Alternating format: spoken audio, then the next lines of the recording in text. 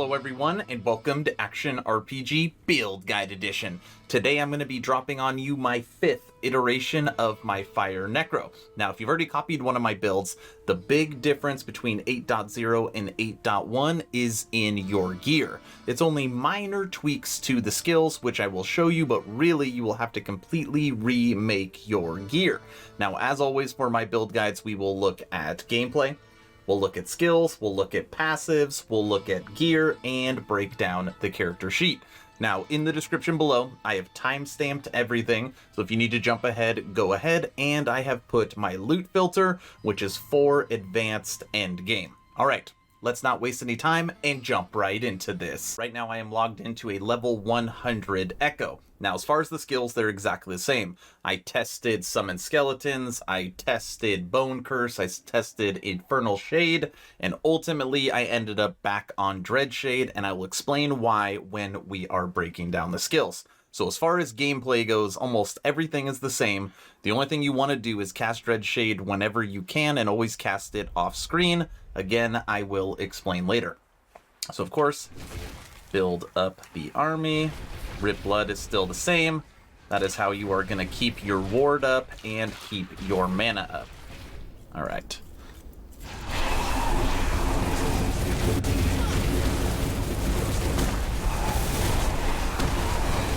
And this thing just still destroys.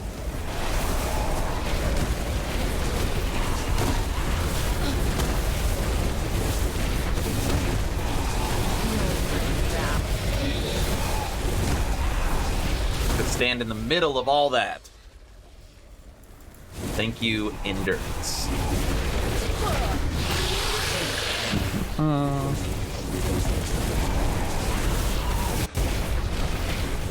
Nobody ever believes me. This character never dies.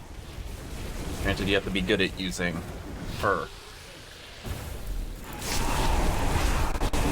Make Wraiths, cast Dread Shade, Rip Blood. Very simple cycle. This build also will run everything in the game. There's no boss it can't kill, nothing.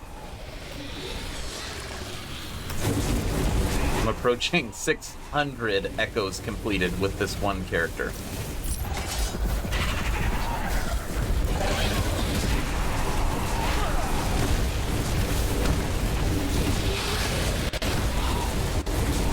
Come on. Where are we going?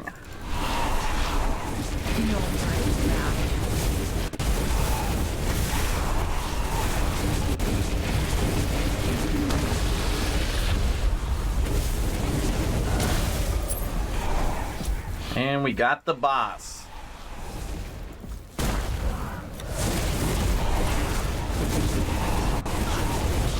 Focus fire.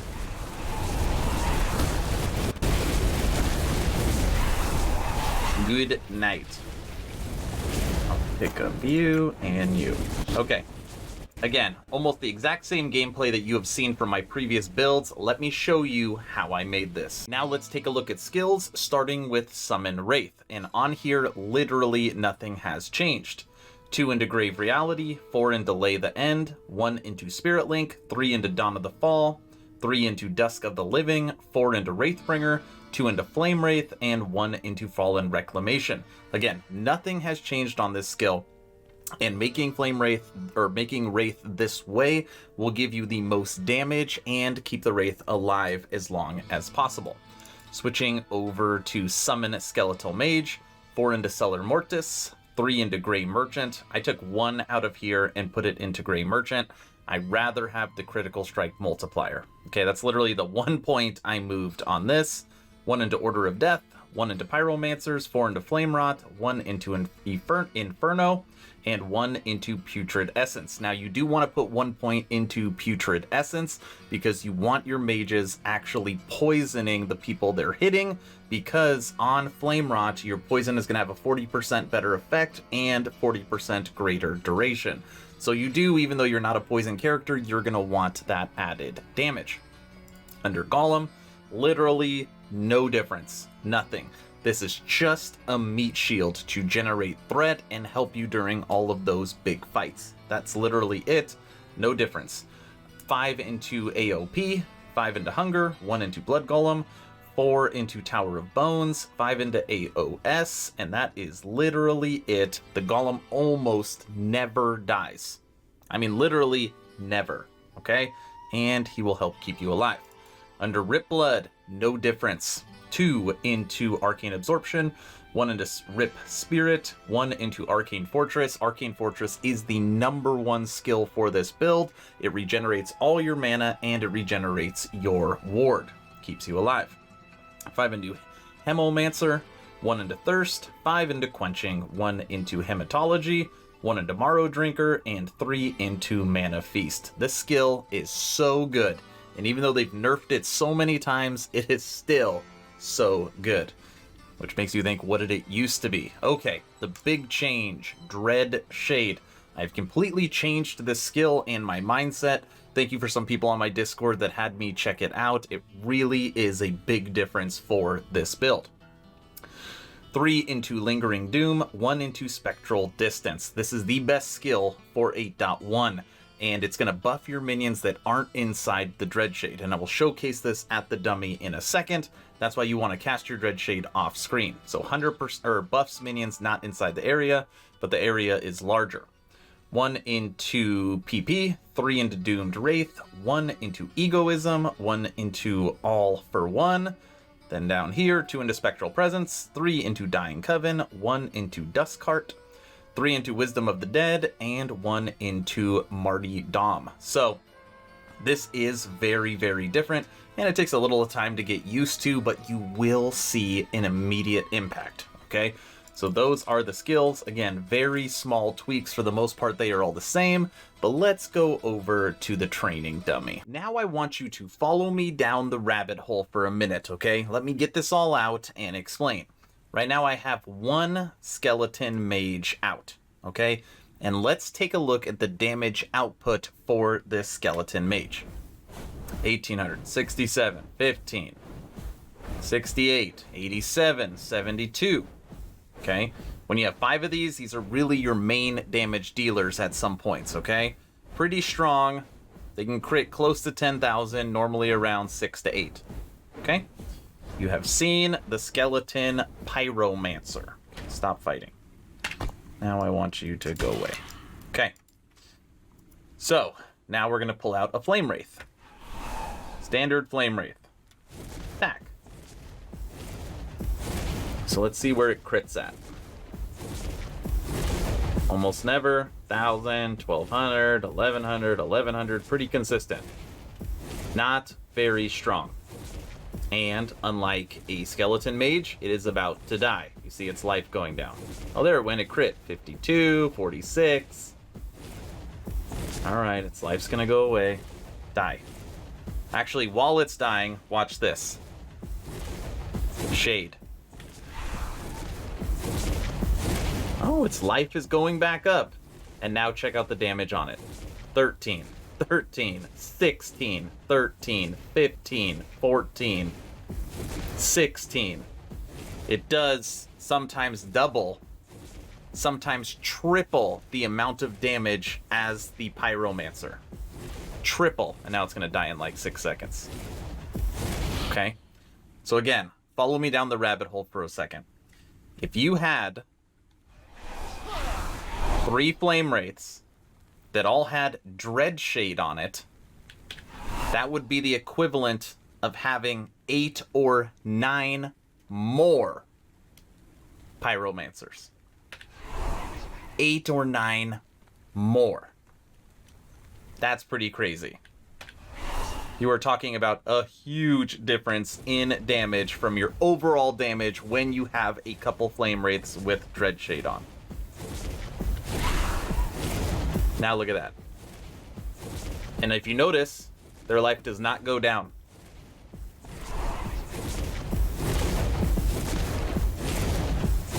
That's like almost 9 more Pyromancers just from those 3. Nope, back on. Oh, kept him alive. Did you see that? Okay. So you guys understand the damage output. Now let's stop fighting. Alright, I want you all to die now. Go away.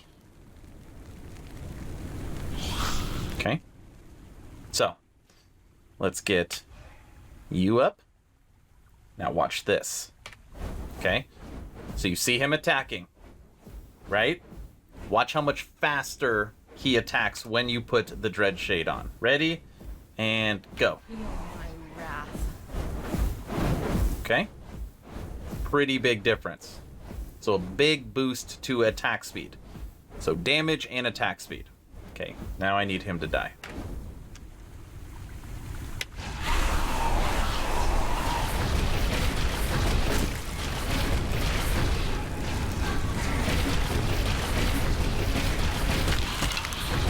Alright, build up the army. You guys are gonna love this. Now, even though you're only gonna get a huge damage boost from the minion that has the Dread Shade over it, watch this. Attack. Okay.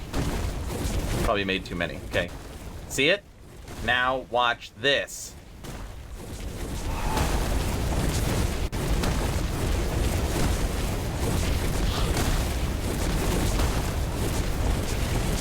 I don't know if I've made my point clear. What Dread Shade is going to do is it's going to boost the attack speed of every single minion you control, which in turn is going to give you a huge damage boost. On top of that, if you are continuously casting Dread Shade and it's landing on your flame wraiths, you are going to be getting sometimes 8 or 9 equivalent pyromancers to your mix. So you're going to be shooting way faster, and your damage output, because of the damage you will get from the Dread Shade, is so huge. It is a monumental difference than how I used to use Dread Shade, where I would cast it on the enemies, and then everybody around would get a buff. Big, big difference. I hope that makes sense. I hope I explained it okay. But Dread Shade used in this way, you will clear echoes so much faster. One quick detail I forgot to mention about Dread Shade before we go through the passives. Any minion that has the Dread Shade over its head will 100% crit. It will always critical hit if it has the shade on the minion. Okay, moving over to passives. And I have actually made some tweaks here. Not a ton, but some.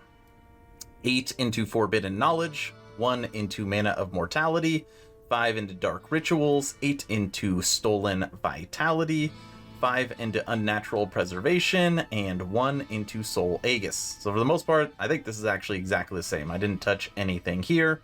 We put nothing into Lich, and then moving over to Necromancer. Now, just to be clear too, my character right now is level 97. 97. So I have lots of points to use. 8 into Risen Army, 5 into Grave Thorns, 1 into Blood Armor, 5 into Reclamation of Souls, 10 into Mortal Tether, literally nothing in the middle. We don't want anything in the middle. 1 into Tyrant, 5 into Effigies, 5 into Frantic Summons, 5 into River of Bones, 3 into Moonlight Pyre, 3 into Cling of Life, 10 into Heresy, 10 into Rite of Undeath, 4 into Empty the Graves, 1 into Disciplines of the Necromancer, 5 into Veins of Malice, and 1 into Blains of the Forlorn. Now, the only thing that's really different, obviously I have more points because I'm such a high level, is I took this tree right here, which in the past I had not taken. Now, when 8.1 originally dropped, Endurance was really, really strong. And since then, I think it's excuse me, since then I think it's now 0.8.1C. I think they're on C, and since then they've kind of reeled in Endurance. Now, when they did that, because I was already re-gearing my character, it made me a little squishy, and I did not like that. So I probably should have taken this in the past, because again, damage has never been a problem for this character. Gives you a little bit more life, it gives you more vitalities and more resistance to your minions, but really this is the big one, Empty the Graves. And I will explain how this really helps you when we break down the character sheet at the end, but ultimately you're going to get increased health regen per the amount of minions you have, and increase your armor per the amount of minions you have. And obviously during this build, you have a ton of minions. So those are your passives. Moving over to gear, starting with idols, where I did make some changes here. So you still want this idol, which I've still only found one ever. Almost 600 echoes, I've only found one.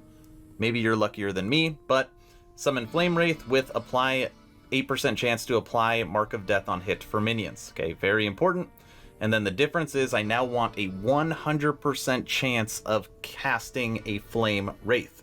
So if you've been watching my Fire Necro Versus videos, you'll notice that I only cast Flame Wraiths now, and that's because of the huge boost in damage I get from Dreadshade. So I want to make sure that every single time I cast Dreadshade, it lands on a Pyromancer or a Flame Wraith. So, and on here I just took the ward retention. And the top idols are the exact same. 56% increased minion fire damage, 54% increased fire damage, and 15%. So a total of 125% to minion fire damage. Okay, so those are the idols. Now I'm happy to report on the 5th iteration of my Fire Necro, you can finally kick that Reach of the Grave level 4 unique to the curb. You want to use that to level up your summons, or to level up your character if you're brand new, but you no longer have to use that unique for endgame, because 11th Hour Games have officially graced us with a new scepter. Yes, this is now the ultimate weapon when it comes to a minion build. Why? Because it has an implicit of I think it's up to 65% increased minion damage on this skeletal scepter. And mine's only at 50. Now there's only a couple things that you could actually put on the scepter that are good for this build. But basically what you want is cast speed. You only need tier 1 for mana cost reduction, that gives you -3, and then increase minion spell damage. Now on here, this one rolled actually with the tier 5 chance to chill on hit. I don't need that. What you would want is you would want life on kill. But that is what you are looking at. Amazing cast speed, you can get it up to 26%, and if you had a perfect roll, like this minion spell damage is a perfect roll, and a perfect implicit roll, you can get up to 187% damage to your minions. Huge difference over Reach of the Grave, but you gotta find a good one. Okay, now I will quickly go through the rest of my gear, and I will tell you what still needs to be changed. Okay, Helm, Amulet, Catalyst, Body, Ring, Belt, Ring, Relic, Boots, Gloves. Okay? Now, I don't know how many echoes I ran since they dropped 8.1. A lot. And a lot of crafting. And a lot of gambling. And for whatever reason, the new relic for this build, I could not craft for the life of me one that was better than the one I have, okay? Now, for this build, you want this relic. Damned Souls, which is a new Acolyte relic. It has an implicit up to 91%. 91% increased minion fire damage. You want that on your build. I can't believe I wasn't able to make one good enough for this video, but I didn't want to wait any longer because who knows how long that's going to take. The relic that I'm using is actually pretty good. Intelligence, cast speed, resistance, and life, but ultimately this will make a huge difference to this build. And again, my build right now can already run anything in the game, but this is the relic you want, okay? And then for my body armor, I was struggling with physical resistance, so I'm currently using this body armor. But the one that I normally run for my build is this one, which is the increased skeletal mage damage, minion health, and intelligence. Okay? Just wanted to show you both so you have some options, but this is what you are looking for right now from a gear perspective. All I really need to upgrade is my relic, and right now basically my helmet does nothing for me. Okay? Because I don't need the necrotic resistance, I don't need the endurance, and the bottom two aren't super huge, but so my helmet can get better, and my relic, I need that on there. Okay, so that's gear. Let's take a look at the character sheet. Let's start off with defenses, because with 8.1 you now have more options than ever. This is how I built out my defenses to literally never die during a boss encounter. Okay, check this out. This is what I have. 4 of 7 resistances maxed. And again, my helmet has too much necrotic, so I want to move some necrotic to poison. That would give me 5 of 7, and the other 2 would be over 60%. Okay, so resistances are pretty good. I don't care about block. I don't care about armor. I don't care about dodge. I want over 50% on all of my resistances. I want as much ward retention as possible, and you get that mainly from your passive tree and some from your idols. And then right here, the new stat, endurance. You want 60% endurance. Right now I have 71. Again, I don't need the endurance for my helmet. I need a new one. Endurance threshold's at 416. You want this over 400. Actually, you want it as high as possible, okay? Mine's over 400. And then the big one that's still the same, critical strike avoidance over 100, or really at 100. So to keep me alive, critical strike over 100, endurance at 60, as much endurance threshold as possible, as much ward retention as possible, and then as much resistance over 50%. Okay? I know that sounds like a lot, but really if you're gearing your character and you're playing a lot and you know what you're looking for, it shouldn't be a problem. No block effectiveness, no armor, no dodge, no stun avoidance, and no health regeneration. Okay? We're going to get to the minion stats, just hang tight for a second. I want to show you one other thing. So earlier when we were in the passive tree, I talked about Empty the Graves, which is something new that I took on this build, and this is going to give you armor and health regen. Now when you look at my armor right now, it's at 618, and you look at my health regen right now, it's at 45. Okay? Watch those two numbers. Just from that one node on the passive tree. Watch those two numbers.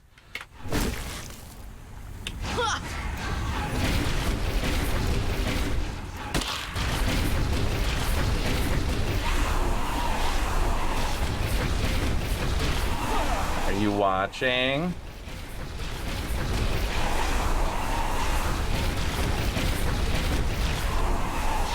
Now, it's not huge, but it does make a big difference. Every little thing helps.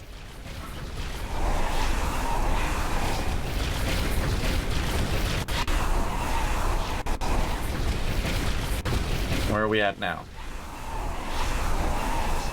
It's 57 flame rates.